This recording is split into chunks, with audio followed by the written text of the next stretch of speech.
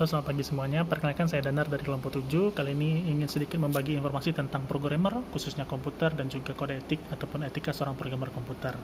Mungkin saya awali dengan apa itu programmer komputer. Programmer komputer adalah sebuah profesi yang bertugas untuk membuat sebuah program melalui bantuan bahasa pemrograman yang dapat digunakan untuk menyelesaikan permasalahan melalui otomasi dengan bantuan perangkat lunak atau software. Tugas inti dari seorang programmer sama seperti tugas sebuah program itu sendiri. Sebuah program itu didesain dan dikembangkan agar mampu membantu manusia sebagai pengguna atau user dalam mengatasi kegiatan kesehariannya. Jadi, tugas seorang programmer komputer adalah menolong manusia menyelesaikan kegiatan sehari-harinya dengan bantuan komputer. Kemudian saya akan membahas beberapa kode etik ataupun etika seorang programmer. Dan seperti bisa teman-teman lihat, ini ada poin-poinnya, bisa teman-teman lihat langsung, akan saya bahas di video selanjutnya. Oke, kali ini saya akan memberikan informasi tentang beberapa kode etik seorang programmer ataupun etika seorang profesional programmer. Yang pertama, seperti bisa teman-teman lihat, seorang programmer tidak boleh membuat atau mendistribusikan malware dengan sengaja karena akan sangat merugikan tim ataupun klien yang kita handle. Kemudian yang kedua, seorang programmer tidak boleh menulis kode yang sulit diikuti dengan sengaja. Jelas, dalam tim kita harus memberikan informasi yang termudah. Kemudian seorang programmer tidak boleh menulis dokumentasi yang dengan sengaja untuk membingungkan atau tidak akurat, sama seperti yang kedua tadi. Dalam tim kita harus saling membantu. Kemudian seorang programmer tidak boleh menggunakan ulang kode dengan hak cipta kecuali telah membeli atau telah meminta izin. Yang kelima, tidak boleh mencari keuntungan tambahan dari proyek yang didanai oleh pihak kedua tanpa seizin pihak pertama ataupun klien yang kita handle.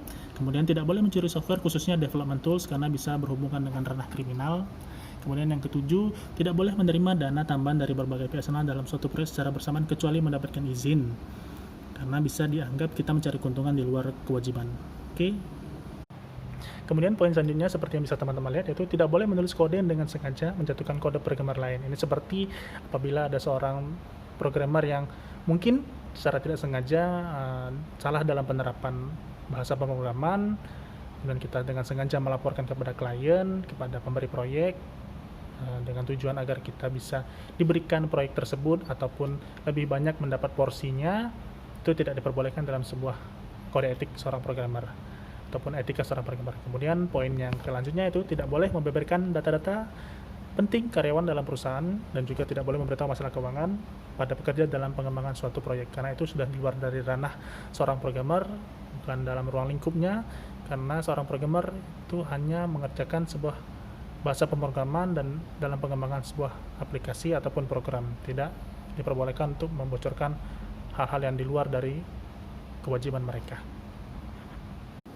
Bisa teman-teman lihat poin selanjutnya, itu tidak pernah mengambil keuntungan dari pekerjaan orang lain dan juga tidak boleh mempermalukan profesinya. Saya rasa tidak hanya programmer, tapi semua profesi juga tidak boleh mempermalukan profesi yang sedang dia geluti dan juga tidak mengambil keuntungan dari pekerjaan yang orang lain kerjakan, sedangkan hasilnya orang tersebut tidak mendapat apa-apa, sedangkan kita yang mendapatkan keuntungan. Saya rasa itu sangat tidak etis dan tidak enak untuk dinikmati hasilnya. Kemudian tidak boleh secara asal-asalan menyangkal adanya bug dalam aplikasi, karena pemberi proyek ataupun klien tahunya kita yang membuat ataupun programmer tersebut yang membuat, sehingga dia harus mengetahui kekurangan dan kelebihan dari aplikasi tersebut. Kemudian tidak boleh mengenakan bug yang ada di dalam software nantinya programmer.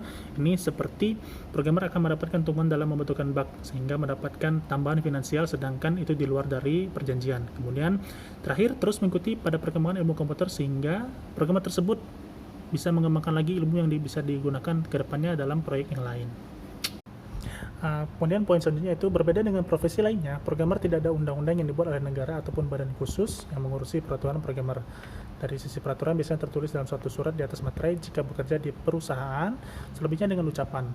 Programmer juga harus menaati peraturan, tidak sekedar buat program menjadi di antara lainnya menaati peraturan yang sudah disepakati antara PT dengan programmer.